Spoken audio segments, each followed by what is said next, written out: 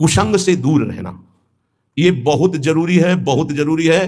रावण लंका में रहता था, लंका समुद्र के किनारे थी, समुद्र निर्दोष था, पर ऐसे दोषी का संग समीपता होने के कारण समुद्र को बांध लिया गया, समुद्र बांधा गया।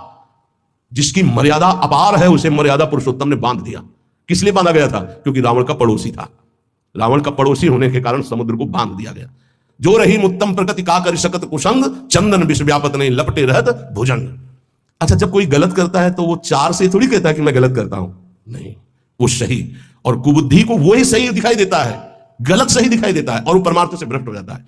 इसलिए कुसंग से बहुत दूर रहना चाहिए। सत्संग और कुसंग का कैसे पहचान करोगे कि हमारा कुसंग हो रहा है, हमारा सत्संग हो रहा है या कुसंग हो रहा है, कैसे पहचान करोगे? तो संतों ने कहा है, जाके संग कुमति मति उपजय करत भजन में भंग।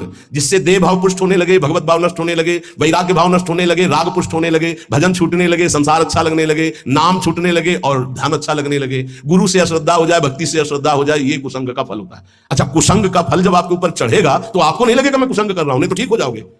सामने से महापुरुषों को लगेगा कुसंग कर रहा है, और वो जब कहते हैं तो उनको चिड़चिड़ाहट होती है, मैं कहां कुसंग कर रहा हूं।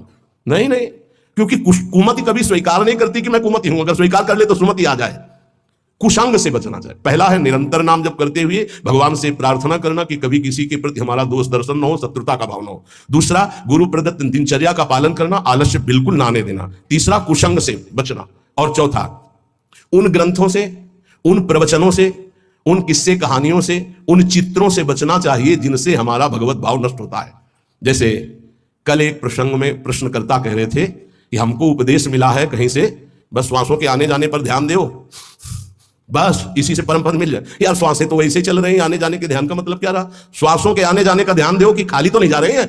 हर में राधा वल्लभ श्री हरिवंश राधा राधा राधा। जैसे कल आपसे कहा था नाम रूप लीला धाम से हटा दे, वो कुसंग होता है। वो बेचारा, पर हमका थोड़ी श्रद्धा है हमारे प्रति। बोले श्रद्धा ही तो लाई है आपके पास, तो हमका आज से राधा राधा नाम जप कर और प्रभु का जो रूप ध्यान में तुम्हारे प्रिय लगे, राम रूप, कृष्ण रूप, हरि रूप, जो भी, तुरंत ध्यान कर, उनके ध्यान में लग। ये बिहारी जो राधा रमन, जो राधा वल्लभ, जो साक्षात भगवत प्राप्ति के लिए ही तो विग्रह रूप धारण करके प्रकाशित हो रहे।